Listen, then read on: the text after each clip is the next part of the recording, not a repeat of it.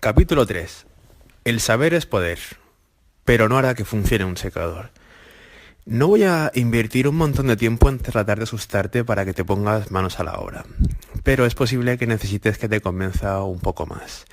Tienes preguntas. ¿Quieres saber por qué las enfermedades cardiovasculares, el cáncer, la diabetes, las enfermedades autoinmunes y la infertilidad están aumentando? Porque si estas enfermedades se ponen a prevenir en gran medida, que se puede, nuestro gobierno, sin embargo, no nos dice cómo hacerlo. Debo admitir que son unas preguntas excelentes y ni siquiera nos estamos adentrando en terrenos más pantanosos como ¿el colesterol es causa enfermedades cardiovasculares? ¿O las proteínas dañan al riñón? Antes de empezar a responder a estas preguntas, tengo que darte una pequeña explicación. No voy a dedicar un capítulo a cada uno de estos temas para detallar en ellos la fisiopatología de cada enfermedad, pero necesito puntualizar unos cuantos conceptos básicos. Si prefieres saltar a los capítulos más prácticos que se encuentran al final del libro, adelante. Como ya te he dicho antes, no necesitas entender todo esto para hacerlo. Pero si te saltas los deberes y vas por el camino corto, tendrás que hacer exactamente lo que te diga. Y no podrás hacerme ninguna pregunta al respecto. ¿Todavía sigues ahí? Bien. Pero antes de continuar, voy a tener que advertirte una cosa. Las respuestas a estas preguntas requieren un poco de rollo científico pedante. Aunque esta parte puede resultar algo técnica, confía en mí y no te rindas a la primera. Ten en cuenta que es un tema lo suficientemente importante como para hacer el esfuerzo de intentar comprender al menos unos cuantos conceptos básicos. Para los más entendidos, he separado lo más complicado y lo he metido en unos cuadros que iréis encontrando a lo largo del texto. Todos los caminos llevan a... No lo olvides, podemos prevenir o revertir el cáncer, la diabetes, las enfermedades neurodegenerativas y la infertilidad, según lo lejos que hayas llegado en el camino de destrucción.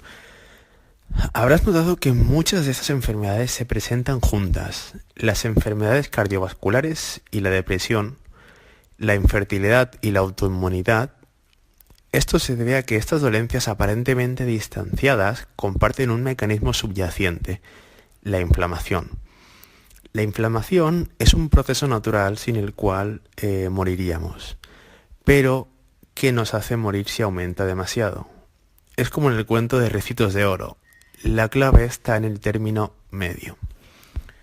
Voy a guiarte a través de los mecanismos que existen tras la apocalipsis de la inflamación y, con un poco de suerte, te convenceré para que cambies tus hábitos malignos.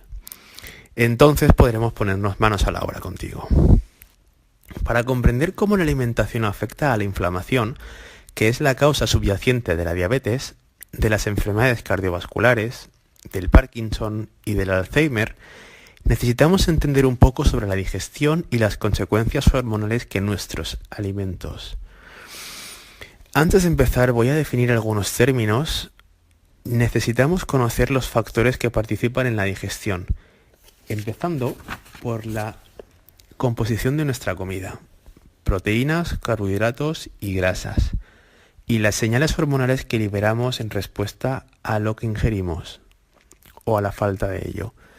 Con esta información en nuestras manos, comenzaremos a comprender cómo los alimentos que elegimos hoy pueden transformarse en salud o la enfermedad de mañana. Además, vamos a aprender una inmensa variedad de términos polisílabos de los que solo les gustan a los bioquímicos. Digestión en 453 fáciles pasos. Las proteínas. Las proteínas son las que generan nuestra piel, músculos, cabello y uñas. Además, en nuestros neurotransmisores, enzimas y hormonas, son buenas fuentes de proteínas el pescado, las aves de corral, la carne, los huevos y el marisco. Algunas almas tan cándidas como equivocadas te dirán que puedes obtener proteínas de las legumbres, el arroz, las nueces y las semillas. Es cierto, pero esas son lo que yo llamo proteínas del tercer mundo. Te mantendrán con vida, pero no te harán prosperar. Esto debería estar ya claro desde el capítulo anterior, donde comparamos las sociedades cazadoras-recolectoras con las agricultoras.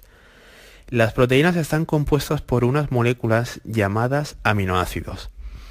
Nuestra fisiología hace uso de 21 aminoácidos, 8 de los cuales son esenciales. Debemos obtenerlos de los alimentos. Piensa en los aminoácidos y en las proteínas como si fueran dos bloques de construcción diferentes que te permiten construir cosas geniales, como jirafas, ballenas, hormonas y filetes. Los carbohidratos. Técnicamente, dentro del grupo de los carbohidratos podemos incluirlo todo, desde la madera a la hierba, pasando por las manzanas o el pan. Según enlaces los carbohidratos unos con otros, se puede obtener cualquier cosa, desde un plato de pasta a una secuoya, pero todo empieza de una manera muy simple, con lo que llamamos los monosacáridos. Mono, por supuesto, significa uno. Sacárido significa azúcar. Así pues, monosacárido significa literalmente un azúcar. Los dos monosacáridos o azúcares que vamos a seguir más de cerca son la glucosa, el azúcar que nuestro cuerpo utiliza principalmente para obtener energía, y la fructosa, un pariente de la glucosa. La fructosa vendría a ser como ese miembro de tu familia que toma unas copitas de más en las reuniones familiares. Parece bastante majo, pero causa estragos allá donde va. Después tenemos los disacáridos, o los que vienen a ser dos azúcares. Todos conocemos la sacarosa, el azúcar de mesa. Pues bien, este es un disacárido de glucosa y fructosa. Y por último tenemos los polisacáridos, que literalmente significa muchos azúcares. En nuestro viaje a través de tu tracto digestivo vamos a tener en consideración dos tipos de polisacáridos. Los carbohidratos no digeribles, que comúnmente se conocen como fibra, tanto la soluble como la insoluble, y los polisacáridos de fácil digestión, o lo que es lo mismo, el almidón. El arroz, la patata, el maíz y la harina son ejemplos de polisacáridos almidón. La próxima vez que un médico o un dietista entrado en carnes te diga que los carbohidratos complejos son saludables, pregúntate a ti mismo, ¿tiene sentido que muchos azúcares sean buenos para mí? Las grasas. Hay un buen número de grasas y especificaremos más sobre ellas en un capítulo posterior. Pero por ahora solo necesitamos saber que lo que comúnmente llamamos grasa se llama triglicérido, una molécula parecida a la del alcohol llamada glicerol, que está unida a 3 ácidos grasos. Imagina a los triglicéridos como una fiesta de moléculas. El glicerol pone la bebida y los ácidos grasos la energía y el buen rollo. Hormonas para la digestión y la diversión. ¿Me oyes? Ahora que ya conoces los componentes de nuestra comida, proteínas, carbohidratos y grasas, vamos a ver cómo encajan en la digestión, la liberación de hormonas y, finalmente, en la salud y las enfermedades. ¿Cómo sabe tu cuerpo que tienes hambre? ¿Qué significa hambre? En realidad, probablemente tienes una vida social mucho mejor que la mía y sales más, por lo que nunca te has puesto a reflexionar sobre estos temas tan fascinantes. Pero como estamos aquí, deberíamos también hacernos preguntas importantes. Y estas las son. Entender cómo regula el hambre en nuestro cuerpo normalmente nos permitirá comprender cómo se desarrolla la obesidad, el cáncer, la diabetes y muchos otros problemas desagradables que todos habríamos de evitar. Al igual que el indicador del combustible de un automóvil, nuestra sensación de hambre nos dice que nuestro cuerpo se está quedando sin energía almacenada. Pero cuando comemos deberíamos saber cuándo es suficiente. El hambre nos permite saber cuándo nos estamos quedando sin combustible y la sensación de saciedad nos avisa cuando el depósito está lleno. Toda esta información se transmite por todo el cuerpo mediante unos mensajeros químicos llamados hormonas. Antes de que acabes este libro, te encontrarás con un montón de hormonas y comprenderás mucho de lo que hacen en criaturas como tú. En términos simples, las hormonas son mensajeros que comunican información a través de todo el cuerpo y son las que controlan en gran medida cómo envejecemos, quemamos grasa, pensamos y nos reproducimos. Cada hormona tiene una forma muy específica de interactuar con las células de nuestro cuerpo y lo hacen a través de una molécula llamada receptor. Una analogía común para las hormonas y los receptores es la imagen de un cerrojo y una llave. La llave sería la hormona, que se ajusta perfectamente a un cerrojo específico. Esta analogía es muy útil porque describe con precisión la interacción física entre una hormona y un receptor basándose en las formas. Pero es un poco extraño imaginar llaves flotando por todo el cuerpo. Me gusta también la analogía de hormonas actuando como señales de radio y los receptores como receptores de radio sintonizados con sus hormonas específicas. La combinación describe tanto la interacción física de la hormona y el receptor, como el hecho de que la hormona pueda transmitir la información a través de grados de distancias y el receptor lo capta allí donde esté. La comunicación hormonal en el cuerpo controla nuestros niveles de grasa corporal, nuestro pensamiento, nuestra hambre y casi cualquier cosa que puedas imaginar. Ahora vamos a echar un vistazo a los componentes de las hormonas, empezando por la insulina. La insulina es fundamental en la regulación del azúcar, de la sangre, de la grasa corporal y del envejecimiento. Para vivir mucho tiempo, estar guapos y no perder la cabeza, deberíamos mantener nuestra insulina lo más baja posible, controlando los carbohidratos que ingerimos y ciertos factores de nuestros estilos de vida. La insulina actúa como una hormona de almacenamiento de nutrientes que mantiene los niveles de glucosa en sangre. En términos simples, la insulina introduce nutrientes en nuestras células. Sin embargo, lo que descubriremos es que la insulina juega un papel clave en una pasmosa cantidad de procesos cruciales que no tienen nada que ver con el control del azúcar en la sangre. ¿Por qué la glucosa en sangre es tan importante? Menciono los niveles de glucosa, azúcar, en sangre unas cuantas veces en este libro. ¿Por qué es importante? Verás, las células rojas de la sangre y ciertas partes del cerebro no pueden funcionar con otro combustible que no sea la glucosa. En ciertas sustancias, como cuando se tiene resistencia a la insulina, los niveles de azúcar en sangre pueden disminuir y el resultado puede variar desde estar mareado y tener hambre hasta quedar inconsciente o morir. Entonces, ¿deberíamos comer un montón de carbohidratos? ¿No? Pues no. Como verás más adelante, estamos mejor si hacemos una gran parte de nuestro cuerpo que funcione gracias a las grasas y proporcionándole solo los carbohidratos suficientes para satisfacer las necesidades de los tejidos que son verdaderamente dependientes de glucosa. Al reducir la necesidad total de carbohidratos del cuerpo, estamos en realidad protegiéndonos de sufrir cualquier incidente relacionado con el azúcar en sangre. La insulina es relevante no solo en el almacenamiento de glucosa, sino también en el almacenamiento de grasas y proteínas, aminoácidos. La insulina se libera de las células beta del páncreas principalmente en respuesta al aumento de los niveles de glucosa y aminoácidos en sangre y desempeña un papel importante en el almacenamiento de micronutrientes y su posterior transformación. El papel principal de la insulina como sensor de nutrientes, cuando ingerimos alimentos, la insulina les dice a esos nutrientes dónde almacenarse. Influye en gran medida en la expresión genética del envejecimiento regulado del mantenimiento y realizando reparaciones a nivel celular. Si te preocupa el envejecimiento, tu nivel de grasa corporal, si perderás o no el juicio y cuándo lo harás, o si tu máquina reproductiva funciona, mantén controlada la insulina.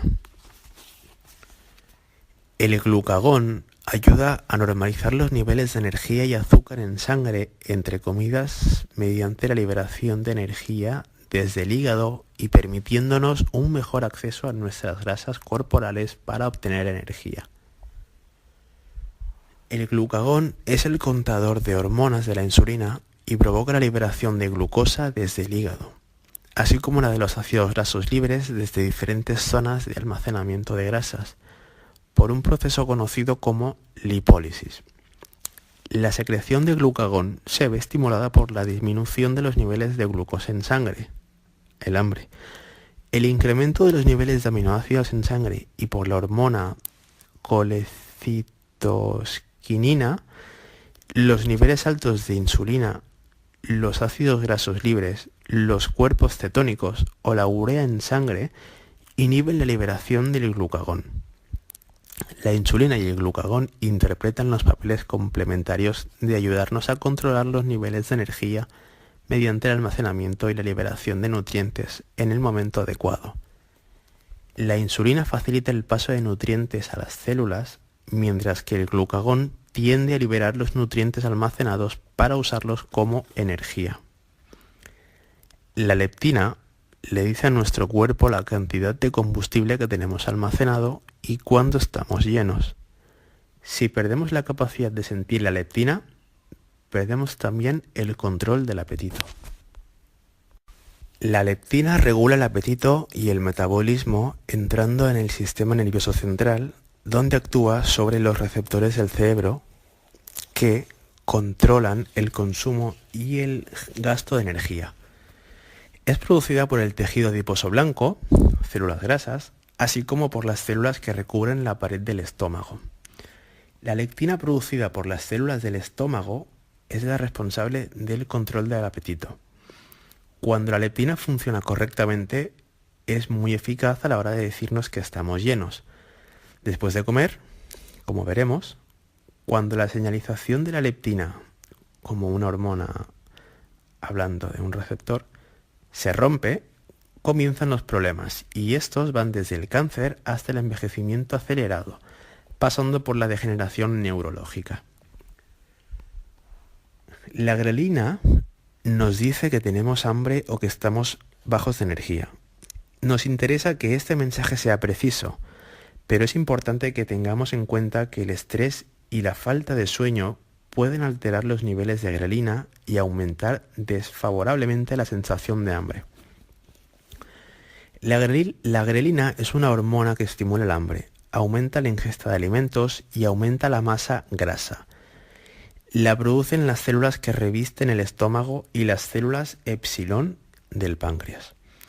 También se produce con el núcleo arcuato del hipotálamo, donde estimula la secreción de la hormona del crecimiento. Dormir poco está asociado con altos niveles de grelina. Un poco más adelante descubrirás lo importante que es el sueño para mantener un cuerpo sano y esbelto, dado que la privación del sueño incrementa la grelina y puesto que la grelina acierta el apetito, esta es una de las razones por las que las alteraciones del sueño conducen al aumento de la ingesta de alimentos. La adiponectina es otra de las varias hormonas de la saciedad. No solo nos dice cuando comemos bastante, sino que también nos protege las arterias de daños oxidativos. La adiponectina es una hormona proteica que es la secretada por el tejido adiposo y tiene los siguientes efectos. Disminuye la gluconeogénesis, que es la conversión de proteína en glucosa, aumenta la captación de glucosa y protege de la disfunción endotelial, una característica común en la aterosclerosis.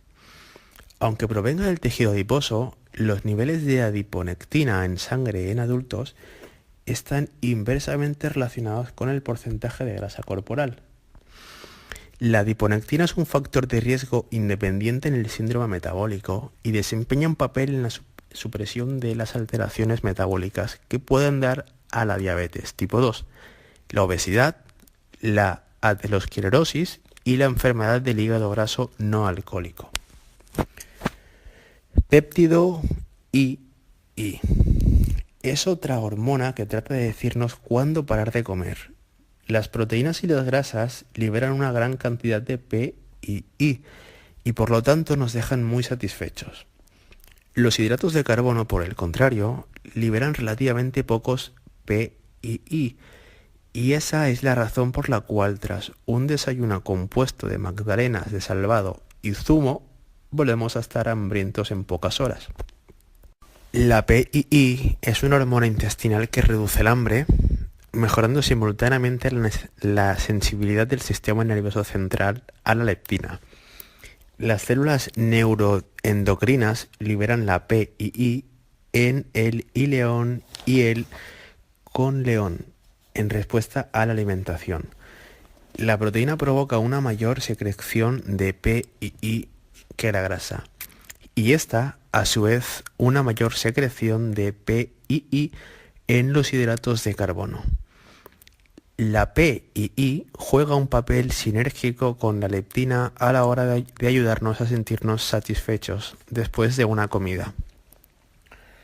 El cortisol aumenta los niveles de azúcar en sangre, lo que puede hacer que se gane grasa. Aunque mucha gente no lo sabe, la liberación del cortisol debido al estrés y la falta de sueño afectan de manera destacada en el aumento de grasa corporal, lo que se traduce en este Michelin tan molesto que se nos coloca en la cintura. No debemos temer al cortisol, porque es un antiinflamatorio necesario, simplemente no se debe abusar de él. A menudo se dice que el cortisol es una hormona del estrés, debido a que se libera en respuesta al estrés y la ansiedad. El cortisol aumenta la presión arterial y actúa como un antiinflamatorio mediante la reducción de la actividad del sistema inmunológico. Esto desencadena la descomposición de la masa muscular mediante la conversión de proteínas, aminoácidos, en glucosa a través de la gluconeogénesis.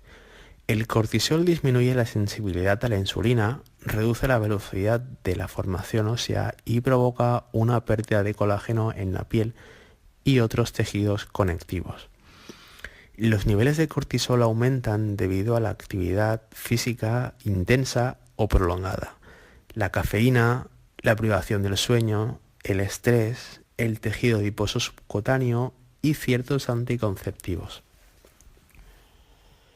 El factor de crecimiento insulótico tipo 1, IGF-1, es una hormona que queremos tener en su justa medida.